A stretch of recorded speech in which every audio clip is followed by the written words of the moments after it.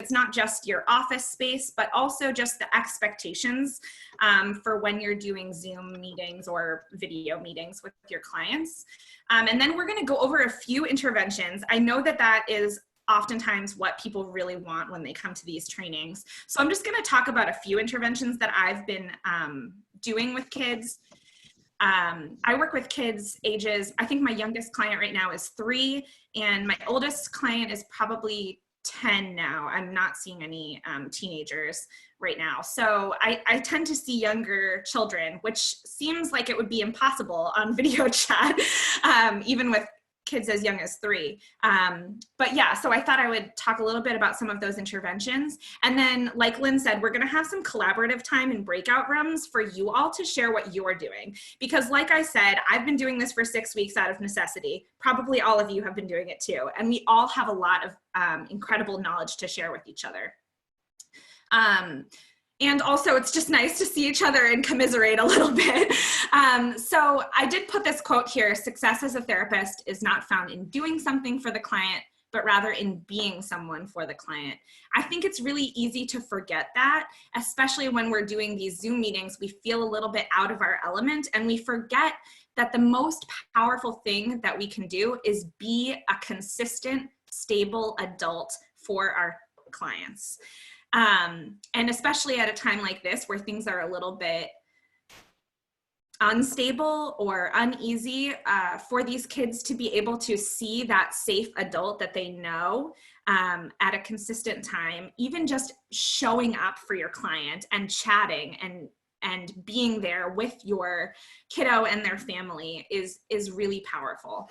And so we're all doing that hard work just by showing up, even if you don't have all of these interventions or things that you're planning and you know how to do them and things like that. So I thought I would put that quote on there just to guide us in our conversation. So let's jump into setting up the telehealth space. I'm sure that all of you have been trying to establish where you're going to do therapy, depending on where your family is in your house. If you have other family members there, we're trying to protect confidentiality. Do you have a specific office space? And I'm sure I've been doing lots of research on how to establish a good work from home space. And so for me, we have an office space, which I'm very grateful for. It's hard because I have a baby and I can hear her throughout the house. I normally would not hear her throughout the house when I'm in my office space. And so I have found, and I'm sure that all of you guys have found as well, that my burnout, my compassion fatigue has increased doing telehealth, because I'm going directly from meeting with clients, doing this intense work, and then I walk out the door and my 8-month-old is there and she needs something from me. And I don't have that transition time or that transition space to establish this is work and that's home. And so for me, it was really important to set up my own work from home needs. So whether that's aromatherapy for myself, making sure that I have good lighting so that my clients can see me and see my facial expressions, that's really important. So I have actually a light that's right here so that even if I'm seeing clients at night, my face is lit up. So that's something that has been really important. Especially for little kids, because they get confused and they want to be able to read your facial expressions. And yeah, and then I also have been establishing at least 5 or 10 minutes after my last session where I just sit at my desk away from my family and take some deep breaths before I walk out and start my personal life outside of that door. And so yeah, identifying what your own work from home needs, that's the first step. One thing that I have found that has been a benefit of doing this telehealth is that it is a natural way to engage families more in family therapy. So I am always trying to get parents to engage. And we know that we oftentimes have those families that come into, they want to drop their kid off and they want you to work with the kid and then they want to pick the kid up and then they want to leave. And I found that doing the telehealth has really helped with engaging parents. The phrasing that I'm using for that has been something like, because I'm not there with your kid, I need you to be my hands and feet in the therapy session. And that has really engaged parents in the work that I'm doing. Also, because we're working with kids, a lot of the times parents don't want to have their kids using the technology all by themselves. And so the parent has to be in the room when you're doing your Zoom sessions or your telehealth sessions, so that they can keep an eye on the kid and their use of technology. And so that has been really nice, because even if you're doing individual work with the child, the parent's watching it and they're seeing what you're doing. And hopefully then they're taking that into the rest of their child's day. I'm spending about 50% of my sessions, honestly, assessing and attending to the parent's functional needs, because we know that the best thing that we can provide for children is a emotionally stable, consistent adult. And so if we can help to support parents in attending to their own functional needs, then we know that that's going to carry over into the child's mental health. So right now, obviously, all of us as adults are under a lot of stress. Lots of parents have lost their jobs. Lots of people are sick. We're losing family. We're not seeing family members. We're losing our routine and things like that. And so I just wanted to throw that out there to give you all permission that it is okay to go back to that Maslow's hierarchy of needs and make sure that we are attending to the parents' needs. I've found parents are really, really exhausted and burnt out. And I think making sure that we're establishing self-care time with the parents, making sure that we're advocating for them to have that, is important. So I've been spending a lot of time with parents just sitting down and putting together what a schedule is going to look like for their kids. I know that a lot of schools are, the remote schooling is kind of ending now, but that means it's even more important for parents to establish a schedule when it comes to the summertime. How are we going to do this if we're all trapped in the house for a little while longer and we don't have the routine of school? Making sure that parents are fitting some self-care time into that routine. I had a family that I'm working with that they had established 1 hour of quiet time. They have a 10-year-old and an 8-year-old, and they were establishing 1 hour of quiet time where everyone had to go to a separate room in the house, and they got to read books or do crafts or do some sort of self-care thing. And they put the timer on in the kitchen, and when the timer went off, then they could all come back together. But I think for a lot of families, they really need that personal space from each other, especially when we have parents that are acting as teachers and as parents and as therapists in this role. It's important for families to have a little bit of that alone time. So something that has worked really, really well for me with establishing my TelePlay space for the kids is having each kid create a therapy bag. They call it a Chelsea bag or a Chelsea box.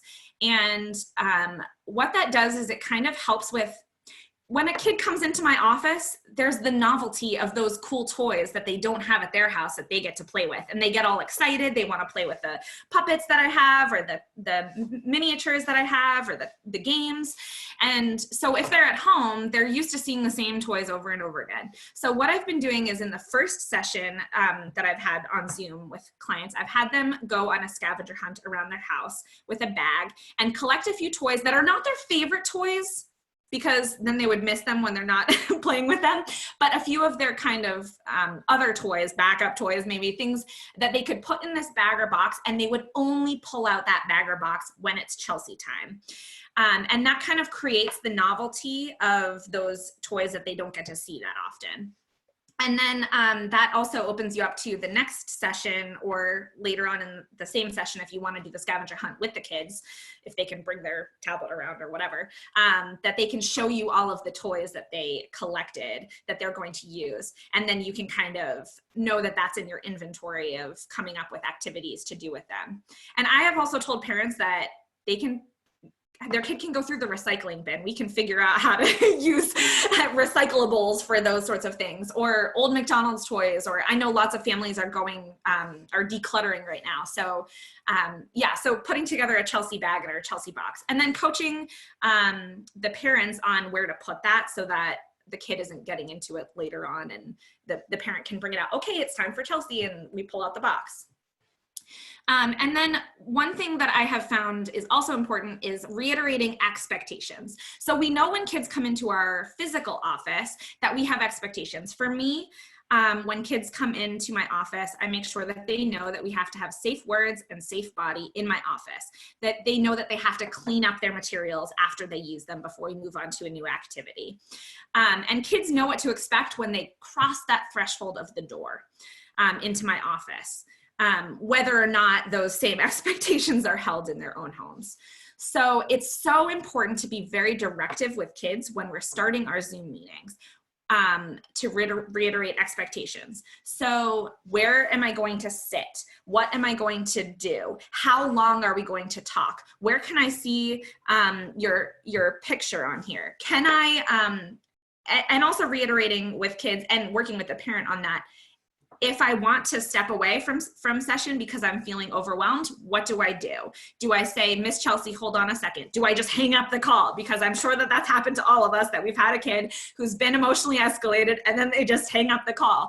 They love to push the buttons and mute themselves and unmute themselves and put their camera on and turn their camera off. So it's up to you to decide what you're comfortable with, the same way that you would decide what you're comfortable with in your office. But making sure that we establish, even though we're not in my office, these are still the expectations. And that's really powerful for kids, especially when they're at home and they're in kind of this chaotic environment, to know what is expected of them. Some kids are nervous about being on screen. I've had a couple of kids who maybe have some insecurity about that.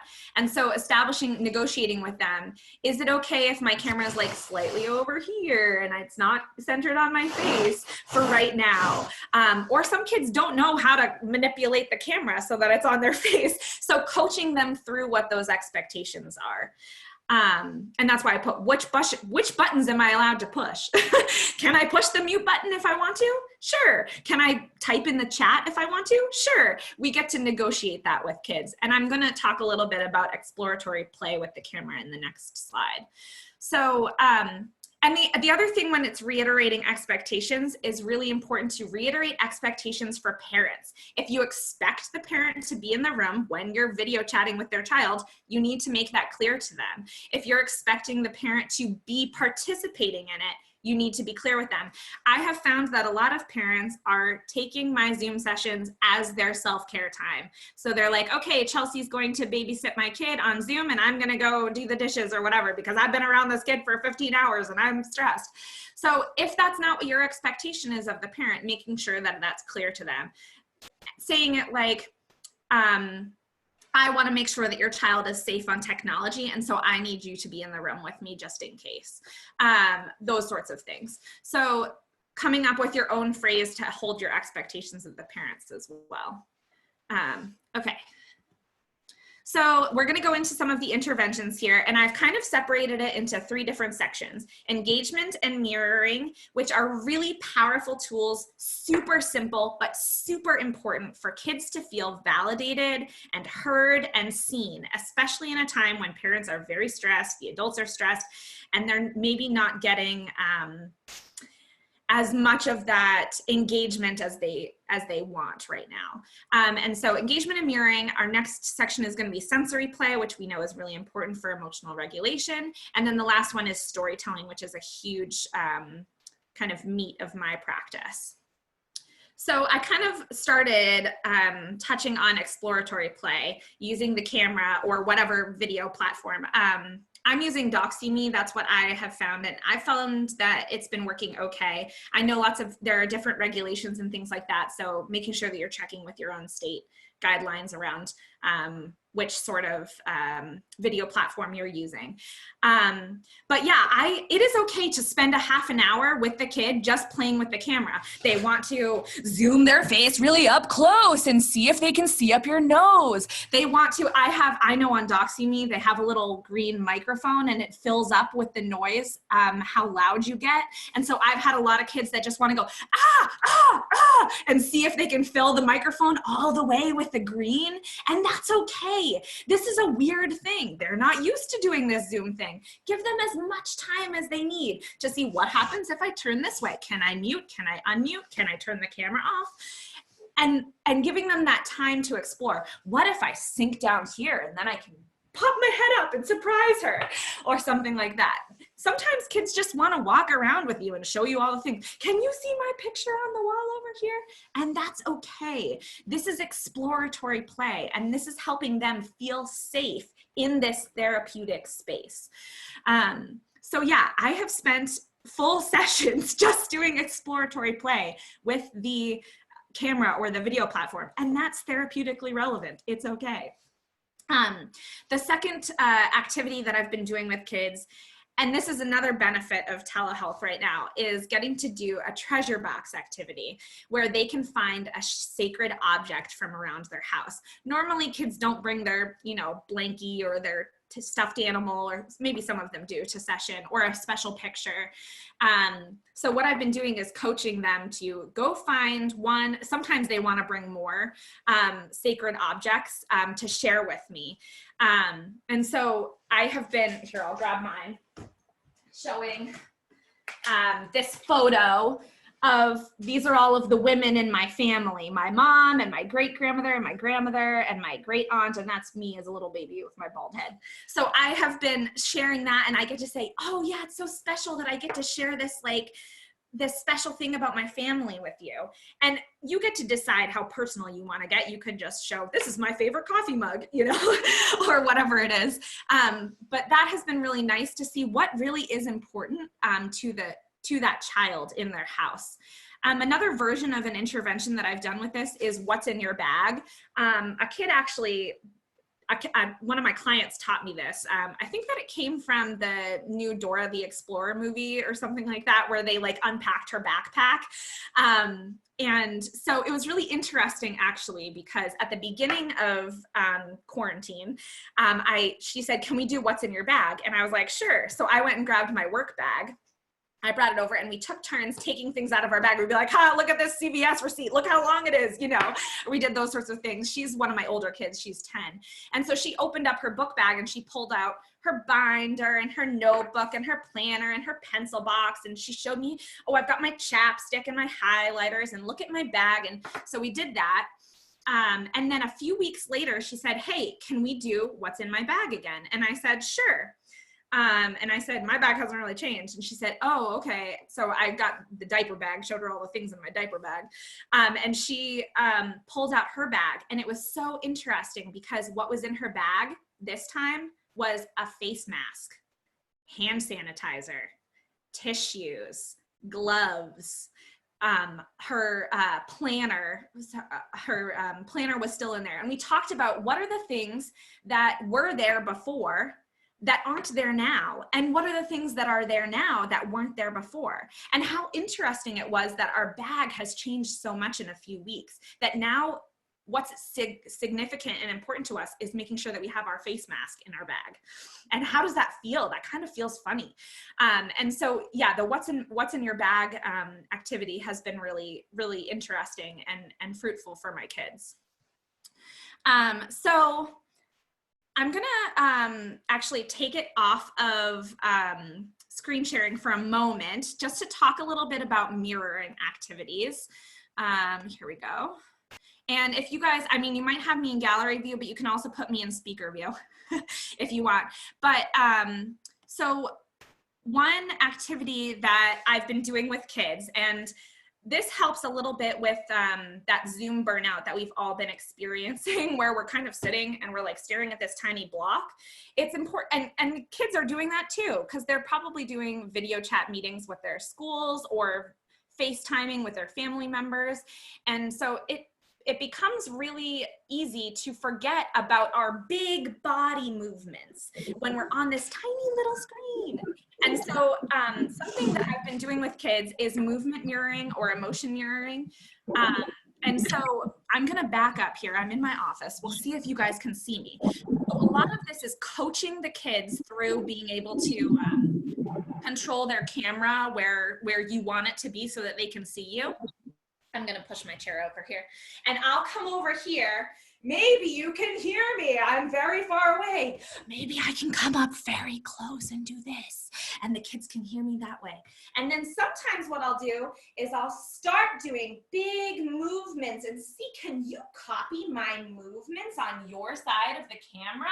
We'll make big circles with our arms and little circles with our arms. And maybe we'll try to reach the ceiling. And then maybe we'll try to disappear off the screen.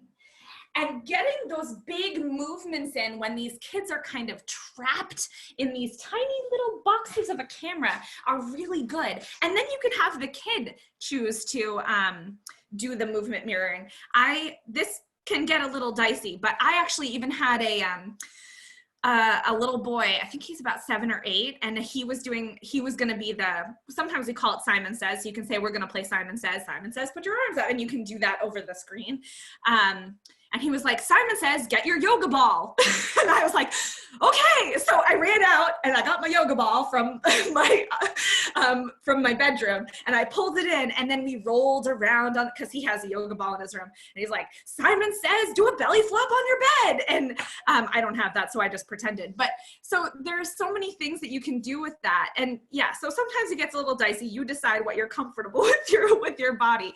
But I think that part of what this helps with is that upregulating and downregulating, which we're gonna talk about when it comes to sensory play. But a lot of the times these kids are so stimulated all the time, especially with the screens, having so much screen time, that if we can get them to start doing these slow movements, we know that that regulates our brain. And we can practice with them deep breaths that way. One thing that I've done with a few kids is try to find where the microphone is on your camera and try to do like the Darth Vader breaths up to the camera, like, and see if you can make it sound like that up to the camera. And that's a really fun activity to practice with those deep breaths as well. And then emotion mirroring is so important. We know this because it helps with social skills, it helps with affect identification. And so this has been something I have spent full sessions doing with kids. Kids love to use the chat aspect. I don't know if all of you guys have that on your video platform, but on DoxyMeet I have a chat aspect. And so what kids have been doing is that they'll type a feeling into the chat box and it will blip up. And then I'll go up to the camera and make the face that I'm so sad. And then I'll type back to them, okay, now do a surprise face. And then they'll go, and we can make those faces. And it's really fun because it's just your little face. You're not distracted by all the other things. And that's really important for kids to feel like their emotions are being heard and seen. And you can still do that mirror. We learned this in grad school, the mirroring our clients. You can still do that via Zoom. Even if we're just, the kid's like feeling a little bit frustrated or worried, and we can kind of say, oh yeah, I can see that you're really, really bored of doing this Zoom thing. It's really frustrating. Yesterday I had a kid who kept running around. He didn't want to be on the screen. And so I started kind of making that face to him and copying his face. And I said, oh yeah, my face is like this too. I'm really bummed out. No. And finally he just said, I just wish I could go to your office, Miss Chelsea. And I was like, I know, I miss you too. And we got to have that kind of conversation of like, yeah, this is getting kind of old here. So yeah, the emotion mirroring. I'm gonna go back to the screen share, so bear with me for a second. Oh, you're all seeing the engagement and mirroring. Okay, perfect. So the last activity that I've done is a family therapy activity. And a lot of, I've noticed that with the Zoom, kids are really missing out on a lot of physical touch. Even just those simple touches, like you're in your classroom and your teacher comes over and puts her or his hand on your shoulder. Those small sort of physical touches are missing for kids. And that's really sad and hard for them. And so the family mannequin activity is really fun because it creates safe, simple touch for them. So what I've had is I kind of pretend that I'm the audience, and I give each family member a chance to use their family as Play-Doh. I say, you're gonna pretend like your mom is made of Play-Doh. And so you're gonna move her arm how you want her arm to be. And then you'll add your little brother in. And we always make sure that we are coaching kids on asking for consent before they do that. So saying to their mom, is it okay if I put your hand like this? Can I move your arm like this? Are you comfortable? Are you okay? And making sure that we're kind of coaching them through that. And then we make a cool tableau. And then if you have consent from the family, you can take a screenshot if you know how to do that on your laptop, and you can take a little picture of their tableau, of their picture. And then you can email it to the parent or whatever, or maybe not email it, but you could print it out and give it to them another time. So whatever it is that you feel comfortable with. But that's been really fun. And it's so interesting to see how kids pose their family members, and also to notice how resistant is the parent to the kid posing them in a certain way. That has been really unique to me, to see parents kind of, their body tenses up when their kid touches them in those sorts of ways. And that can tell you a lot about the family dynamic. But that's been really fun activity to do. And you can also, if you're just doing this individually, you can have the child try to coach you on how to hold your body if it's just you and the child. So you can say, have them talk you through, okay, put your left arm up in the air, put your other finger in your ear, and we can kind of, they can try to put you into a pose. So yeah, those engagement and mirroring activities are really important and significant. Okay, let's talk a little bit about sensory play, which is so fun and such a big, important thing right now, especially when kids are feeling very dysregulated and uneasy and uncomfortable. So I tend to organize the way that I think about sensory play into upregulating and downregulating, because we know that if we are helping that child with co-regulation of their energy levels and of their sensory experience, that helps with emotional regulation.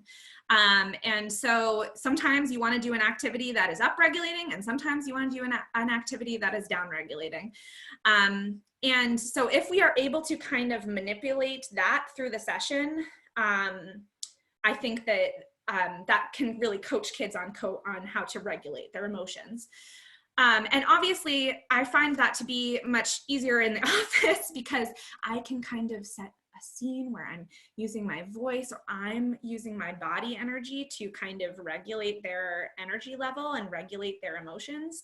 And so this honestly has been probably the trickiest component of transitioning to video, to telehealth for me. But these are a few things that I've kind of been doing that have worked. So sometimes we need some upregulating, especially when these kids are stuck on the Zoom all day. They are staring at a screen, they're kind of zoned out. Sometimes we need to have that high energy and connection and togetherness with their family. So balloons are something that lots of families have around their house, left over from a party or something like that. So really fun to practice deep breaths with our balloons, or just blow it up and then play keep it up. And you can kind of coach the family through it. You could even, I've been setting a timer on my phone, and I say, okay, I'm gonna be the timekeeper. We're gonna see how long your family can keep it up. Okay, now add in a second balloon, and you can kind of be the coach for the family, step back and be the coach, and observes what's happening in the family. Oh, wow, Johnny, you hit it so high. Oh, watch out, Dad, you know, and you can kind of coach them on that. So Keep It Up is a great game to play for upregulating with families. Bubble tennis, this is a kind of a common play therapy activity, I feel, but you can still do this via Zoom. You can even, if families don't have bubble liquid, you can kind of make it out of dish soap. So that's something that lots of families have for ingredients around their house, and try to have them I have them blow a bubble, and then if it's siblings, this is a great activity to do with siblings. They can try to blow the bubble back and forth between each other and see how big the bubble can get. Where does it land? Obviously, you need to be okay. The family needs to be okay with doing it indoors if you're going to do it indoors. Do it outdoors if there's Wi-Fi connection. So yeah, bubble tennis can be is a simple activity to do via Zoom that you can kind of coach the family on. The family jam band has been really funny for some of my families that are even my bigger families. So this is what I've been using the recyclables for. When I told you about the bag, I have families put together musical instruments out of their recyclables, and they can kind of drum and see if there's like interesting sounds. What if I drum this? And or some a dad who was like playing the bottle, you know how you can like blow the top of the bottle, and so they have a little jam band, and that's stimulating your senses, your sense of hearing and your touch and things like that. And it's really interesting to see the family try to work together. You can see who's the band leader, who's the front man, who doesn't really want to participate and is like, oh, I'll just play the triangle back here. So that's been really fun to come up with the family jam band. And it also is creating some togetherness and connection with family that maybe they didn't have before. And again, that's using materials that the family probably has in their house. For down-regulating activities, a lot of this is where some of my TelePlay things, we all do the blanket burrito with kids, I think, or a lot of us do that in our office where we can kind of wrap up the kid. But you can coach parents on how to do that as long as they're comfortable. If they want to do it in their bedroom, I've had kids do that where families do that where they lay the kid on the bed and then we roll him up like a burrito, and then we put the toppings on. We need some cheese or some lettuce or beans or rice, and they can pile the pillows on top. And that's that deep pressure touch that can be really down regulating for kids. And it's really fun to see. And another opportunity to talk with the parent about consent when it comes to touch. Like, is this enough? Do you want more? Do you want less? How's this feel? And then we do a lot of deep pressure pushing on the child too when they're in their blanket burrito. So yeah, blanket burrito is easy to do around the house. The weather report and face painting I've also loved doing with kids. This comes straight from the training I did with Eliana Gill. And so the weather report, and you see, I wish that I had someone to use as my model here. I'm going to stop the share so you guys can see my face, and I'll see what I'm doing. I might just use my puppet here. How are we doing on time? 9:40. Okay. I just wanted to make sure. So I'm going to pretend this is my puppet's name is Azul, you know, because he's blue. So with the weather report, we can coach the parent on using a finger to tell the child what the weather was like today. And I think that we are all very in tune with the weather. We all are little mini almanacs right now because we are so desperate for walks that we know exactly what the weather is like because we need to get our walk in. So what we can do with kids is, so I woke up this morning and the sun was out and it was so beautiful. And then the clouds came by and then it started to rain and we were so sad because we couldn't go for a walk, but we went inside, we had some lunch. And then when we came back out, the sun was back out and everything was kind of wet and dewy because it had rained. And then the rainbow came out, we could see it in the sky and we went for a walk. And so you can imagine that this is a child and, but you can coach the parent on how to do that sort of sensory touch. And that can be really down regulating and calming. Sometimes kids get a little giggly because it's tickly. And you don't always have to do the weather. Sometimes I have kids, this is a great way for kids to talk about something that they did that day. So I was outside in the backyard and I swing on the swings and, draw on their parents' back or whatever. So that's a great sensory touch thing. I think incorporating touch into your sessions as much as possible through the parent is really important at this time when we are all very distant from each other. So that's why I'm talking a lot about these physical touch activities.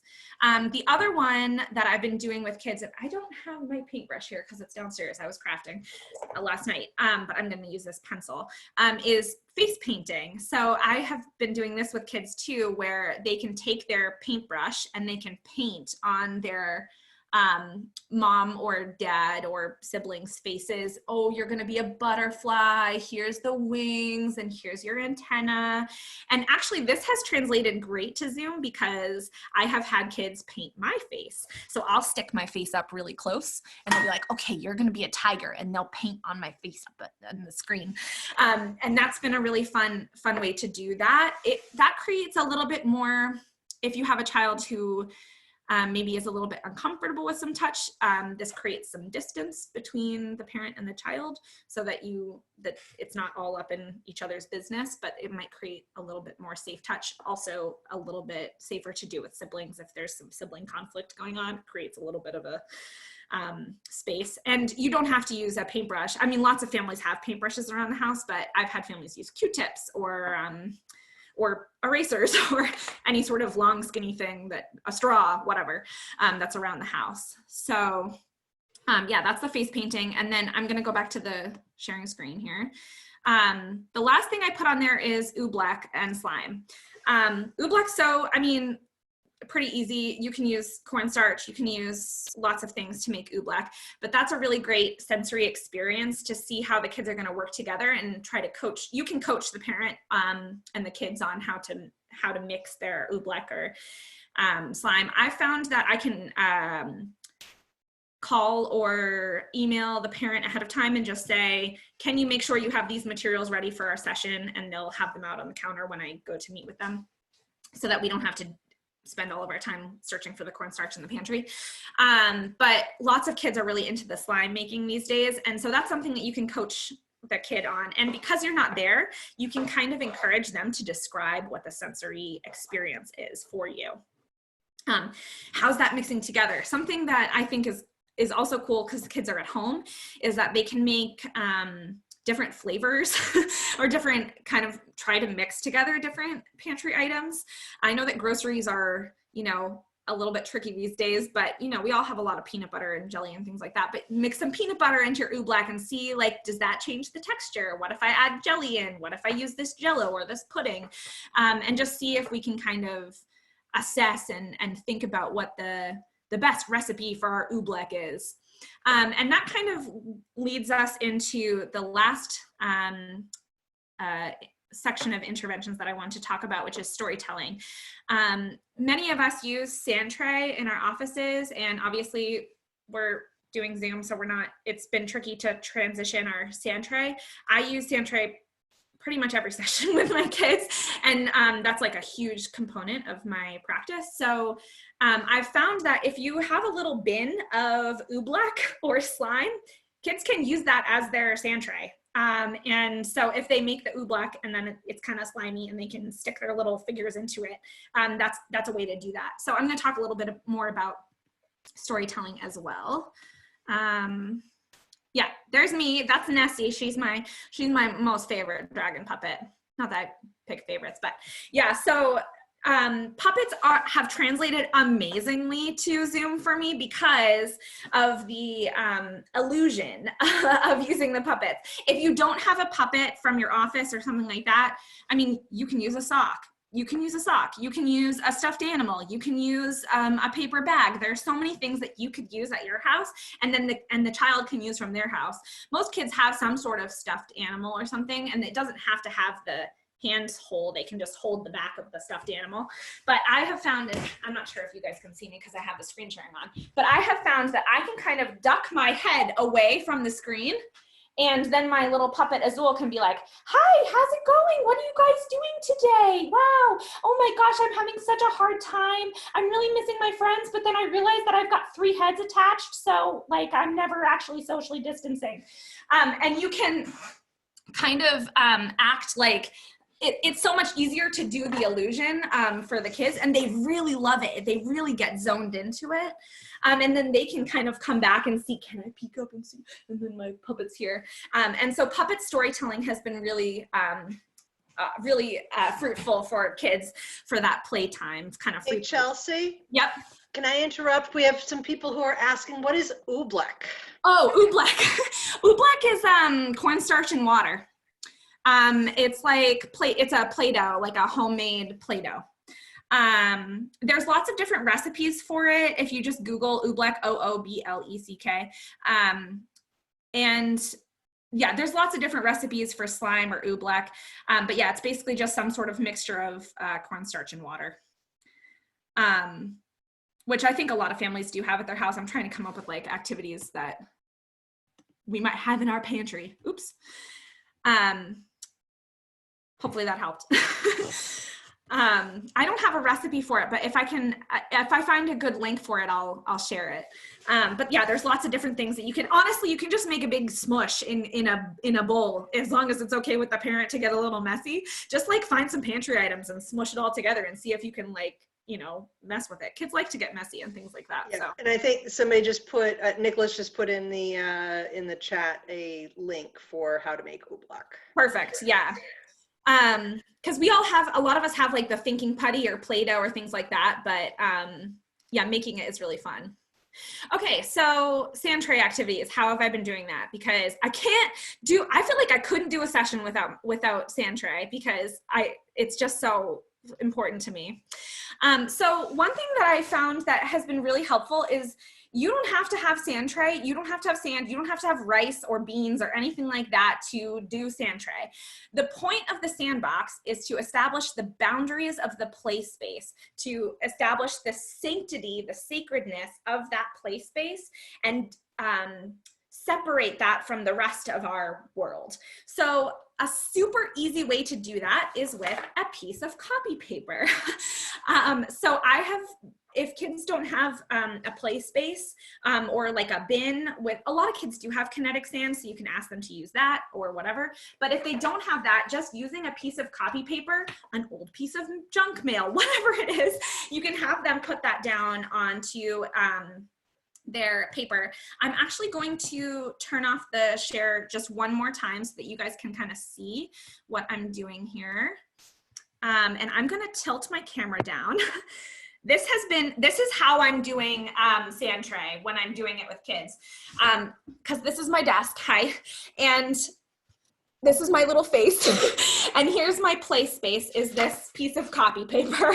And so what I've been doing is having kids establish their own play space with their piece of paper, and then coaching them through how to angle the camera so that you can see what they're doing there.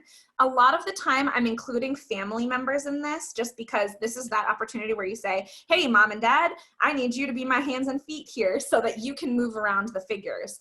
And then what we'll have kids do is all of the same prompts that you've been doing when you're in your office on the sand tray. Choose one that I use a lot is 5-figure storytelling. So choose 5 figures from around your house. It doesn't have to be like figurines, like the Hulk here. It can be a balloon. I've got a marker. I've got this hand lotion. Those can be your figurines from around the house. Also, kids love little knickknacks and things, so they probably have rocks and shells and acorns or whatever. You can use anything from around the house as your figurines. And then the hand lotion came up to the balloon and told it, hey, what are you doing? Or whatever it is that you're playing with them. The other way to do this, so you can scale kind of down onto this copy paper and set up, you know, your figures here. And also we're coaching the parent through this. We're coaching the parent to make sure that the parent, my phrase is always stay in the metaphor, stay in the metaphor, stay in the metaphor. I always tell that to parents because it's super easy if parents have not practiced sand tray with their kid before to be like, is this representing when me and daddy got divorced? And is that what you're saying here, Johnny? And so I'm making sure that I'm coaching the parent on, let's stay in the metaphor. Yep, the Hulk and Mater got divorced, you know, that's what happened to the Hulk and Mater, or whatever it is. So I've used that before. And then because we are not, oftentimes in sand tray, obviously, I'm asking, can I move Mater over here? What would happen if I moved Mater over here? And so instead of doing that, because our hands are not there, can either ask the parent, hey mom, can you move Mater to the corner of the paper? I wonder how Hulk feels about that. And so we're coaching the parent on doing the hands and feet, or you can coach the kid. If it's just you and the kid, you can say, can you move Mater to the corner?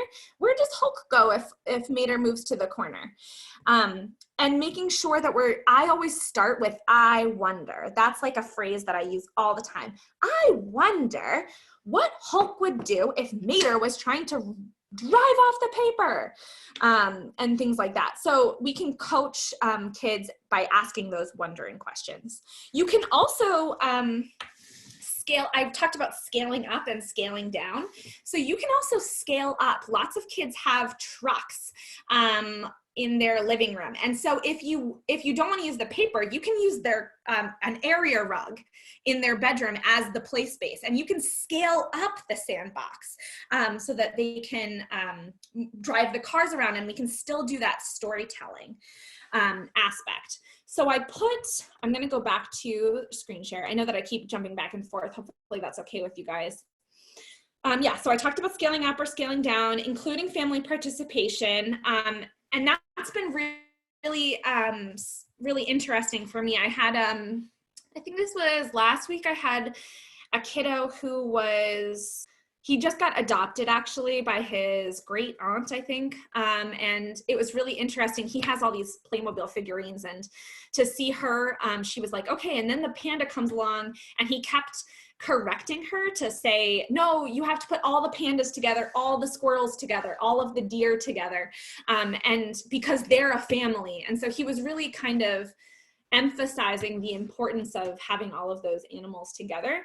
And he's about 4, and it was really interesting to see her react to that. And she was like, oh, okay.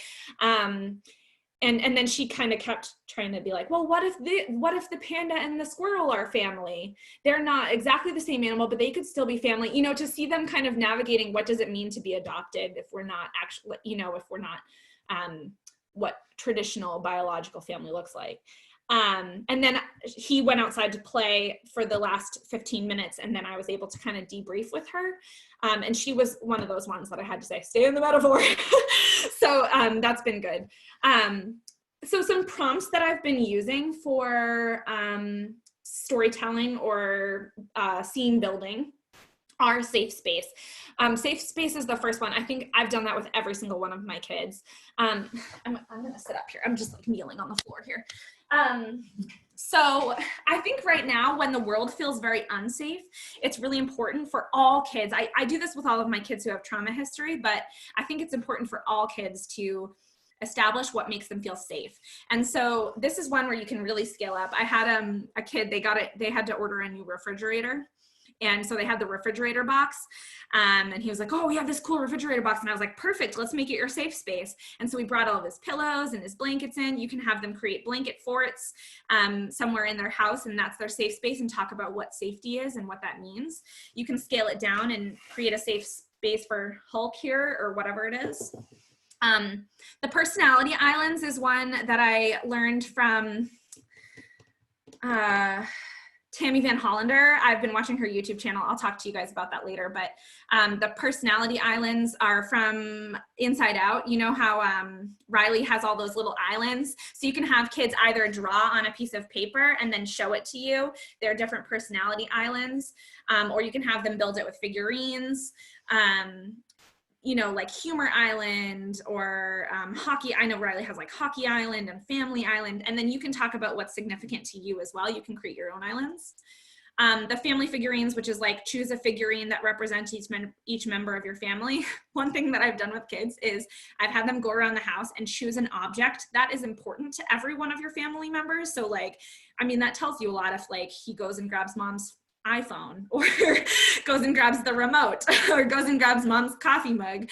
And then you can use those objects from around the house as the figurines. And then 5-figure storytelling I already told you guys about.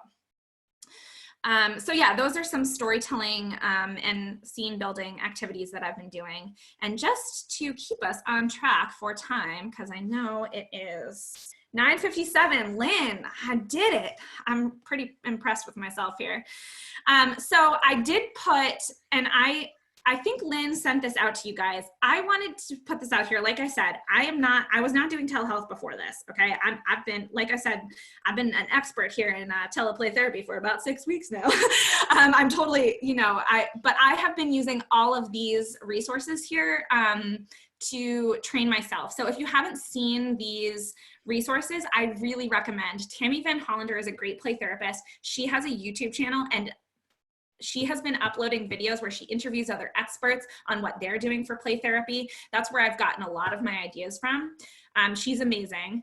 Paris Goodyear Brown, her Nurture House YouTube, you guys probably know of Paris Goodyear Brown, but she has a YouTube channel for Nurture House, which is her practice. And she has been, not every video that she's uploading has been about teleplay therapy, but she's done a lot of videos about teleplay therapy.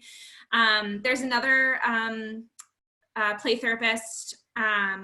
She has this blog, Me and Mental Health, and she had put together this blog post of 20 activities to do with kids for teleplay therapy. Liana Lowenstein, who y'all know, she had come out with an article, a PDF that's free download for you. The Abundance Practice Builders, many of you guys, if you're in private practice, probably know of Abundance Practice Builders. She did a podcast interview with a teleplay therapist, and they talked about that. She talks a lot on that podcast just about kind of what she's seeing as far as specific emotional needs that she's noticed with kids since the COVID-19 crisis started. So that's kind of interesting. And she also talks a lot more about establishing expectations for teleplay therapy. And then this is one that I just found. If you're on Facebook, I love Facebook for like professional connections and things like that. There is a group on Facebook called TelePlay Therapy Resources and Support. And you have to request to join. You just say where you're practicing and you say that you're gonna follow the guidelines of the group. But people have been posting like quick activities that they've been doing on teleplay therapy. And you can also go in there and ask for, protecting HIPAA and things, but you can go in there and say, hey, what should I do with a kid who is struggling with motivation or executive functioning or whatever? And people will chime in there. So that group has been really interesting and fun to kind of see. And I love on that group that people have been posting like, hey, I read this book with this kid today and it went over really well. And they'll just like, and so that kind of just gets us thinking and stuff like that. So there are tons of different resources that you can get around teleplay therapy. We're all, like I said, we're all kind of doing this because we need to right now. And then in the little speech bubble over there is my contact info. We're all in this together. I'm struggling along just like all of you are. And so I just wanted to put that out there. Feel free to contact me there or get in touch with me if you have any thoughts or feelings or things that have been working for you, because this is what I'm doing, but many of you guys may be doing different things that I didn't mention at this time. And I'd love to hear about that too. Yeah, and then the last thing that I want to talk about, and I actually wrote this on the last slide, in our breakout rooms, I came up with these 3 questions to talk about in your breakout rooms. And Lynn is gonna kind of coordinate that in just a moment, but the other piece I wanted to say is we have a lot of BSW and MSW students, I think, that are on the call. And so if you are in practice or you've been in the field for a little while and you have a student in your breakout room, make sure that you include them in the conversation. I think it's really important for our students, especially our BSW and MSW students who have been really struggling with their field placements being cut short, or they're scrambling to try to get their hours in. So this is really a cool learning experience for them. So make sure that you kind of introduce yourself and include them in those conversations. But I just put together these 3 breakout room questions. So what has been working well? What has been the biggest struggle? And even if that's like, well, the kid keeps running off the screen or things like that, let's have a conversation about how we're dealing with that. And then the last one, and I think this is so important because of what I was talking about earlier, what commitment are you willing to make to your self-care routine moving forward? I think we are all under a lot of stress right now. Like I said, it is so hard for me working in attachment, doing attachment work in this little room, and then I walk out of that room and I have to take care of an 8-month-old. Talk about a lesson in attachment.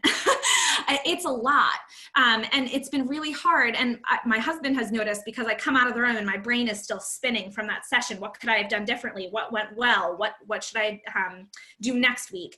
And so what commitment are you willing to make to your own self-care routine? Because I feel like we all have to adjust what we're doing for self-care right now, especially if we are looking at this as this might go on a little while longer, or it might end and then come back. So we need to have endurance in this, and the way to do that is by taking care of ourselves. So those are your 3 questions for your breakout rooms. I'm gonna pass it back over to Lynn so that she can Yes. And Chelsea, I think I have an understanding of why you're a little exhausted at the end of the day. Yeah. So these are your tabletop exercises here. And when we come back after 12 minutes, we'll have the opportunity to bring back some of the great ideas and be able to ask some more questions of Chelsea. Chelsea, I'm gonna pop you in and out of rooms if I can. But each breakout room should have between 5 and 8 people. And I'm going to try it now. We have fingers crossed that the technology works. But we will all be coming back together in 12 minutes.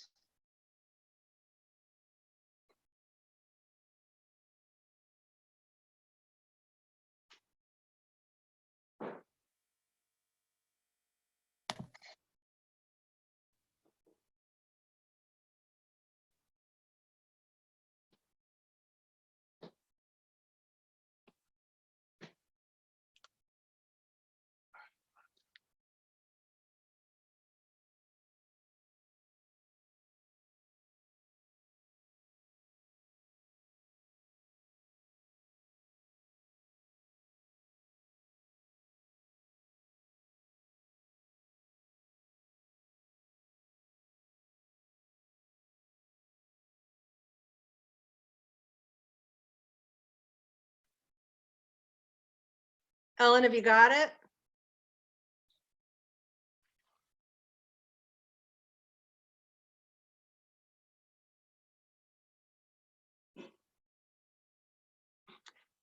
It's probably asking you to join a breakout room.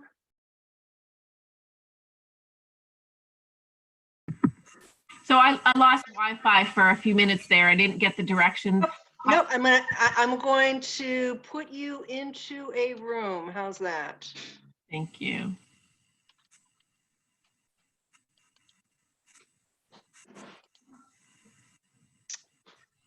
How? Uh-oh.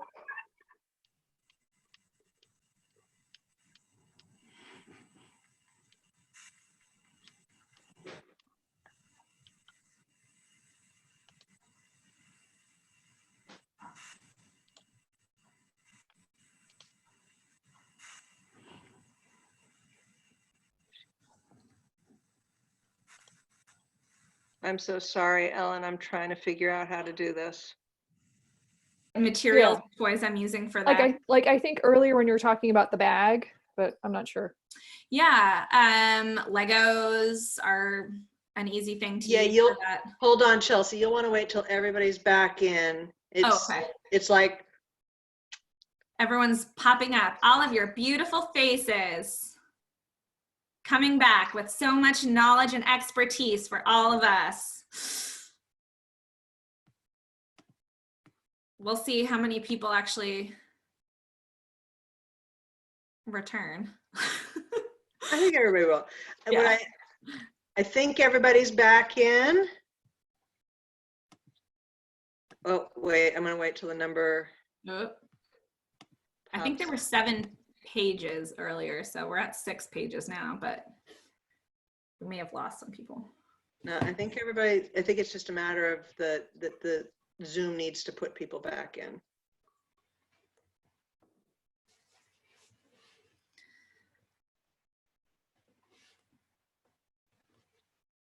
I can see as each group comes back in. Okay. If, just logistics wise, If you are here for CEUs, please type your name back in, your full name back in. And what we're going to have people do is any great ideas or questions, put them into the chat. But Chelsea was going to answer one of the questions that came up previously about work that you might do with like 10, 11, 12-year-olds. Yeah, so as far as materials for their Chelsea bag, I've had some kids put some Legos in. Honestly, like building materials are really great for that sort of thing. Legos, mag tiles, Connects, those sorts of tools. I always have kids put some sort of notebook and some sort of drawing or writing utensil, because those can be really good. And then I've noticed that honestly the 12-year-olds, because I was working with one 12-year-old, he actually terminated a couple weeks ago, but so I'm not working with him right now. But when I was working with him, he was okay with just chatting and wanted to like play with a fidget toy or something while he was doing that. So the older kids, a lot of them are used to technology. They all have phones and tablets and things like that. So they're a little bit more comfortable, I've noticed. Something that he loved, he collects baseball cards. So he would pull out his baseball card binder, and we would like kind of talk about players and things like that, talk about sports, talk about things like that. So he liked to flip through his baseball cards while we were chatting. So yeah, there's lots of different things that you can use for that. But I found with the older kids that kind of building materials or sensory kind of tools are helpful. One that, I don't know if I have them, I think it's in my other room, but I have one of those like acupressure finger massager things. So I sometimes give those out to kids in my office. So some of them have still had those from when they got it from my office. So some of the older kids, they like to kind of just like have something to fidget with. And then I still am doing the Simon Says and things like that with the older kids. You can just kind of make the movements more complicated. Like actually try to do some yoga poses or something like that. Or some sort of like, you can even do jumping jacks or exercises or things like that. Things that are a little bit more coordinated. Honestly, my older kids have been really enjoying just kind of showing me the things around their house and stuff like that. And I think it's been good practice for them to do some chatting too. So Chelsea, yeah. Sorry, I'm going to interrupt with another question about, can you speak to seeing new clients? Are you seeing any new clients and how you build that relationship? I am actually. I was just talking about this with my breakout room, that my billable hours have actually stayed really stable during this because we have had less kids who are who can't come because of transportation or something like that. So I have been seeing new clients. The first thing that I do there is validate and acknowledge and name how weird it is that they're seeing me via a screen. That's the first thing that I do. For all of my new clients, I always meet, this is my personal choice for my practice, but I always meet with the parent alone beforehand. And then the second session, I meet with the child and the parent together. So the first session, I do my mental health assessment with the parent, get a lot of background information.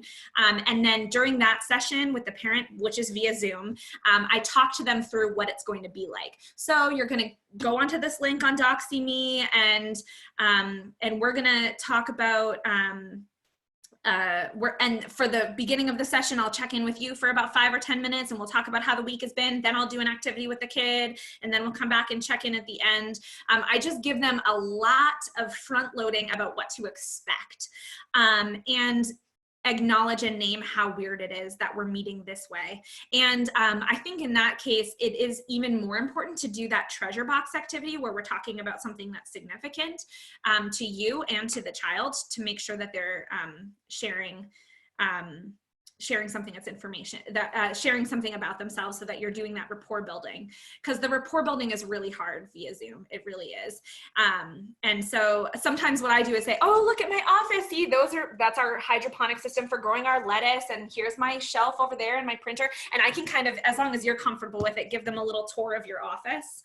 And that's okay. And I also, the other thing that I do is I have, my website has pictures of my office. So I'm always, I share with kids pictures of my office so that they can see what it looks like. When we're out of this, we can all come back and these are the things that I have there. So, so that can be something you do. I know that, I don't know, Lynn, if there's another question. I know that there's a lot of questions about like violence, and I was trying to look on here. Yep. Suggestions for ideas on what to do when working with young children who are unwilling. I don't know what specific questions we want to go to. So I might just, is that okay, Lynn, if I just like run through this, or Sarah? Yeah, it's questions about violence and kids kind of running out of the room. Mm-hmm. Yeah. So so those are kind of two separate things. I mean, sometimes they're together, but so let me start with the kids who are refusing to engage via Zoom. One thing that I have done is just been patient. And also this is where you involve the parents. So this actually happened to me yesterday. I think I was bringing this up with you guys where the kid was saying, oh, I just miss you. I want to go to your office. We kind of got to the end of it. And that was really what the problem was, that he was upset because he was missing me and he was getting bored of the Zoom thing. And so what he did was, that's an opportunity for the parent to use if-then statements. So I actually have been coaching the parent on, if you do not want to talk to Miss Chelsea, like we'll never force a kid to do therapy, right? We don't want to do that. So if you don't want to talk to Miss Chelsea, that's okay, but you just have to say, I'm not in the mood to talk right now. And you have to use your words in a respectful way. And it's a good opportunity to coach the parent on using those if-then statements. For that kid, he was escalated. And so what we decided, this is what we said, his Nana said, okay, I'm just going to put Chelsea down on the iPad, and she's just going to, me on the iPad, I'm just going to put Chelsea down on the iPad. She's not going to face you. So they put it so that the screen was facing the ceiling, and he was in his room, and she's going to give you a minute.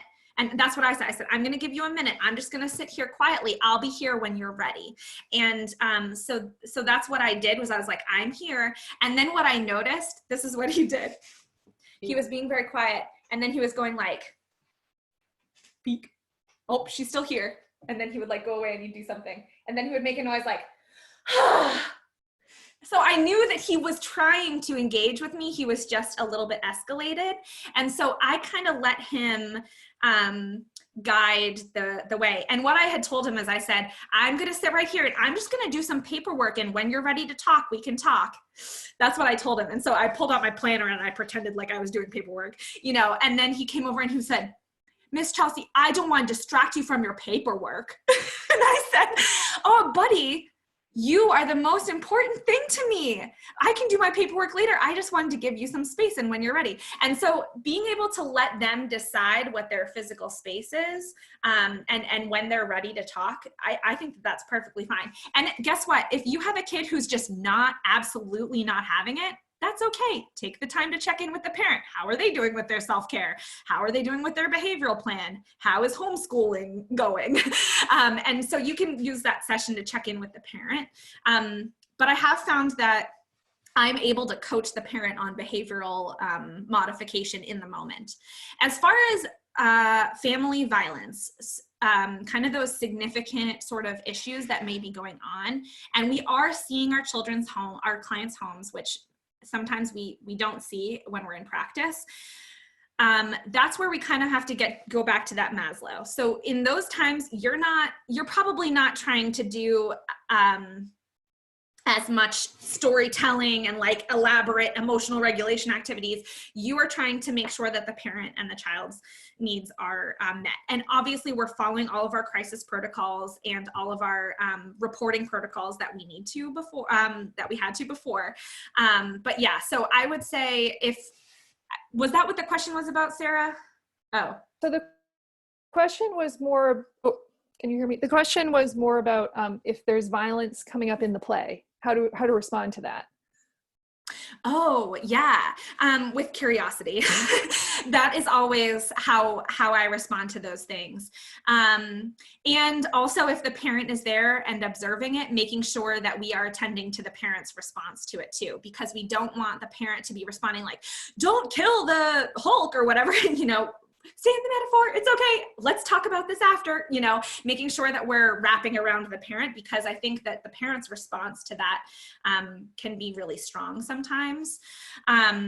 So yeah, if violent play is coming out, or I work with a lot of kids who have sexual trauma history, sometimes I have sexual play. And I've actually found a few kids, especially even that kid that I was talking about that I met with yesterday, he's been more open to talking about kind of sexualized behaviors since we've been on the screen than he was when we were in person, which I think makes sense because it feels a little bit more distant, a little safer to talk about it. And so, yeah, just responding with curiosity, like, wow, oh my goodness, I wonder how he felt when he hit him that way, or he seems really angry, and naming the emotion for the child and responding with curiosity. Can you tell me more about what are we going to do? I oftentimes ask if a kid, if a toy is getting attacked or killed or something like that. These are my 2 rules. So one is if a character dies in the sandbox, we remove that character from the sandbox. Sometimes we can bury. My protocol is that if like the Hulk gets killed, I say, oh, he's dead now. He died. So we're going to move him out of the sandbox. You can kind of go back and forth on that. And then sometimes kids want to resurrect them, and then you can bring them back in if you want to. So that's one of my protocols when it comes to, like characters who get killed or things in the sandbox. I just remove them from the sandbox, and then if they want to be resurrected, we can bring them back. But you can decide how you want to do that. I just think that what that does is it kind of helps us learn a little bit about or explore the permanence of death, and in that way it's gone from the sandbox. Hopefully that was helpful. Any other, I'm trying to look here, starting with a new client. Well, I think right now, actually, unfortunately, Time to wrap up. it is time to wrap up. I think probably we could go on for longer, couldn't we? But Chelsea, thank you so much for doing this workshop. I don't know if people want to give the yay, the jazz hands. Thank you. And I'll just wrap up by thanking all of you for coming out. Again, CEUs, type your name back in again. And we will have evaluations going out after noon today, because I know some people still want to sign up and purchase the CEUs. It's open until noon. You'll be getting your evaluation. You'll send it back to Tori. Give her at least 5 business days from the time that you send it, because we do need to check the sign in and membership status. And with that, I hope you're all doing well. Stay in touch, and be well. Thank you. You guys. Nice work, everyone. Chelsea, it was great. Thanks. Thank you so much. Yeah, it was great. Thank you very much. Well, Take care. Awesome. To see all these